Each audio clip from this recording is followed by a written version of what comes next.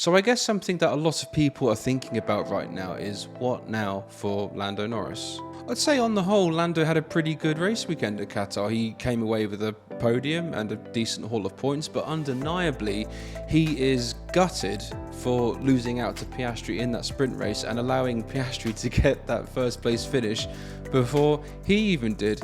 And to top it all off, this is now the second time he's been thwarted by an Aussie. But firstly, thanks for all your messages and support on the video I did about whether Oscar or Lando would win first. I definitely should have put a bet on that one, to be honest. But something that caught my attention, something I'm a little bit concerned about, is how Norris appeared to be in front of camera after the sprint race and just how disappointed and beaten down he was. This is a side of him I don't think that we've ever seen before. And if what he was saying to the camera after all his, PR training and briefings and everything, could you imagine what he was like in his dressing room after the race and how just disappointed he must have been. A lot of talented drivers reach a fork in the road where you can kind of pinpoint where their career kind of changed trajectory. Now, fair play to Oscar for winning the sprint race, that was great and everything, but I hope for Lando's sake we aren't talking about this event in a few years' time as the point that he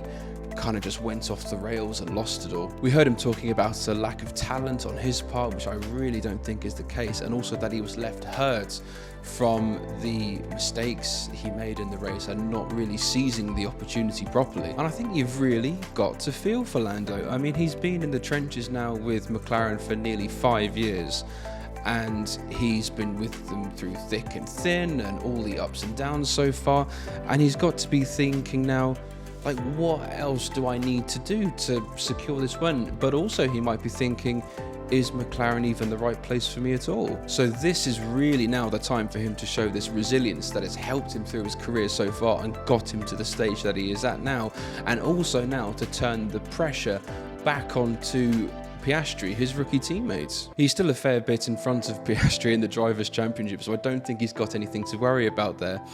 But the issue is that now Piastri is the kind of the talk of the paddock, the same way that Liam Lawson was a couple of weeks ago. So Norris now needs to come back strong for Austin and remind everyone that he is the guy at McLaren.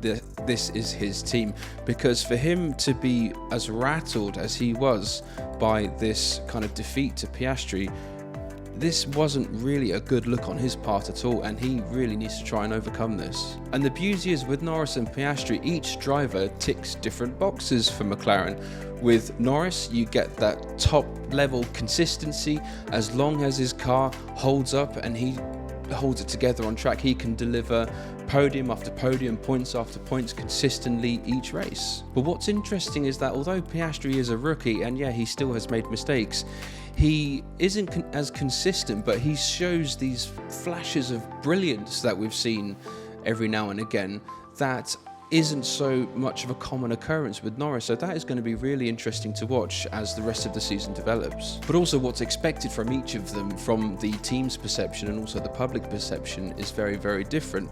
At this stage, Piastri, although he has been performing fantastically in the second half of the season anyway, as a rookie, his expectation is basically just to keep it between the lines, score some regular points, and keep the repair bills down to a minimum. But like I said, Norris, he's been there for 5 years now. He needs to be the guy that is just supremely confident and spearheads the whole McLaren operation. So right now, Lando is the poster boy at McLaren, and he's seen drivers like Sainz and Ricciardo come and go over the years, and now he's got Piastri next to him. Most of us still expect Norris to be the one to lead McLaren back to regular race wins and to championship glory again, but this is now looking tougher than ever because of the way Max and Red Bull are just performing at the moment. And given how unreliable McLaren are at providing Norris with a car that is consistently great all season long, he is really starting to feel the pressure of this, and he's beginning to kind of wonder,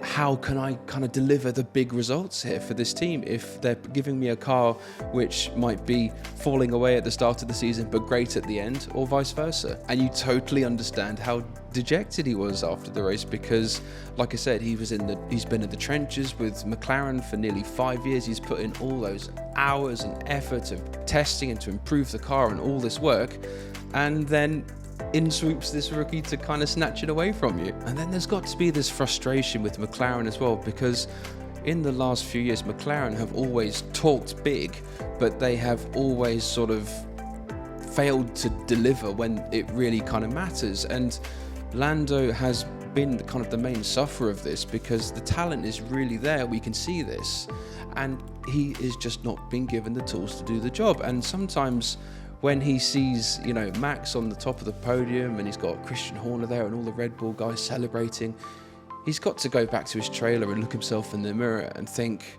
God, I really don't need this at McLaren. But I think it's safe to say that had McLaren started the season with the MCL 60 in the competitive form that it's currently in, they would easily be challenging for second place in the constructors, or maybe even first, since, you know, Perez just isn't doing the business with Red Bull. If, you know, Norris and Piastri are firing on all cylinders, they could easily be right up there to push for the Constructors' Championship. McLaren lost an enormous amount of ground in the first half of the season because their car just had all these issues to deal with. But what's interesting is that although the car was performing badly, we knew that Lando Norris was a quality driver, and it was simply just the cars that was that issue.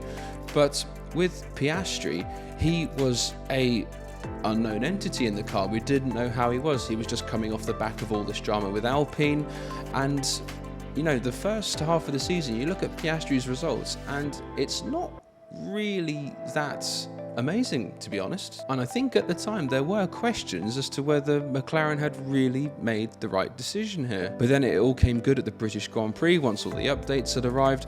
Both drivers had been regularly on the podium since, and the team kind of haven't looked back at that point from then on. Now, I would like to think after everything, McLaren will have learned from their lessons and turned a corner, and they will be able to provide Norris and Piastri with a competitive car from the off at the start of the season, so that they can mount a decent challenge, and then we can see how good they really are when they've got a solid car underneath them. And I really do think Lando can shine in a car that can do the business all year long. But the thing is as well, he'll be starting his 6th season in F1 by that point, and the opportunity to finally get that race win is going to bear heavily on his mind, and it will either spur him on or it will be a weight around his ankle. We don't know. However, in that same McLaren car, if it is good at the start of the 2024 season, how would Oscar Piastri do? Now, also, he is just starting, so that there is much less pressure on his shoulders, but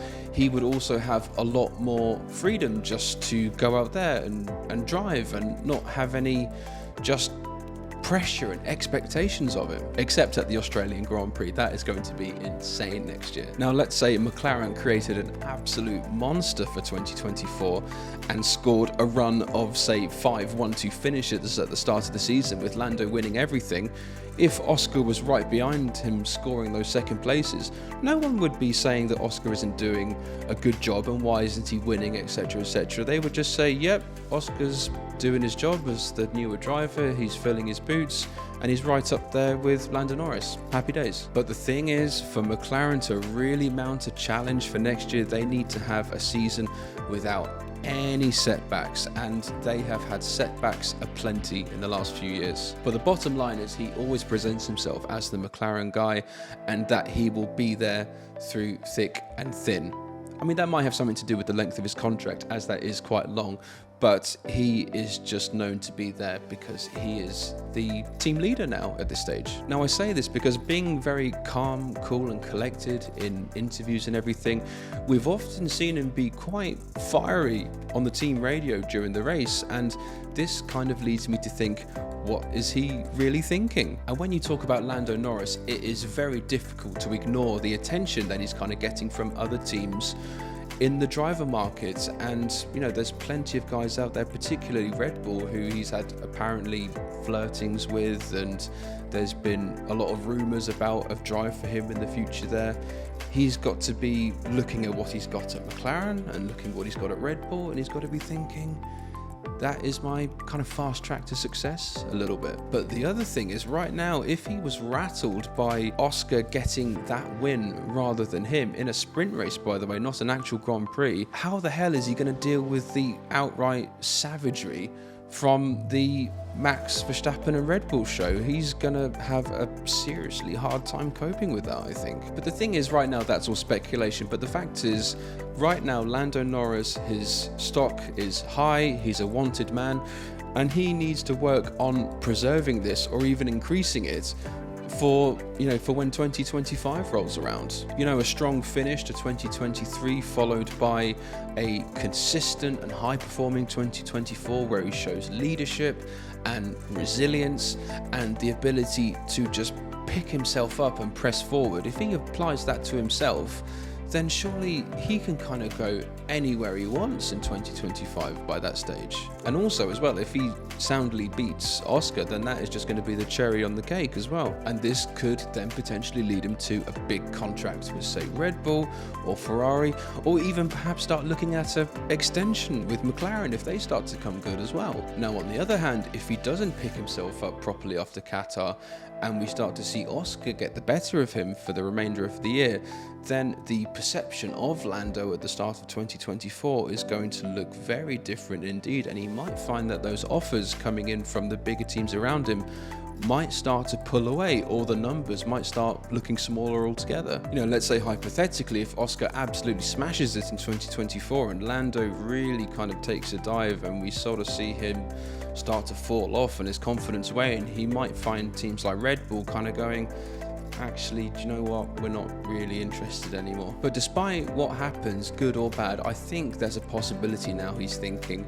right, I've served my time at McLaren, I've done my 5 or 6 years there now, I need to look for a team that is going to consistently give me wins from here on in. The F1 landscape is going to change so much in the next 2 or 3 seasons because of the driver market and regulation changes, and Lando needs to make sure that he is perfectly placed in this to take full advantage of whatever might come up. But if that advantage means taking up a seat at Red Bull and being head-to-head with Max Verstappen, he would probably have to do it. It is probably an offer that you absolutely cannot turn down. I mean, personally, if that happened, I think Verstappen would just eat him alive, but only time will tell. I mean, Lando now faces a crucial challenge in front of him, because not only does he have to bounce back now and end 2023 on a high, he has now got to future-proof himself throughout 2024 so that he can be in the best possible seat he can for 2025, when he kind of really needs to start kind of stepping up if he is going to be placed amongst the greats. He just needs to be in the right place at the right time, and so far Lando just has not had that in his career, but I'm confident he can turn it around. I'm sure he is going to have a great 2024 if McLaren delivers. But yeah, I'm sure he can do it and get those wins that he really deserves. Thank you so much for watching. Please make sure to like the video if you enjoyed it, and hit the subscribe button to make sure you are kept in touch with any future content. I'm Paul, and thank you so much for watching.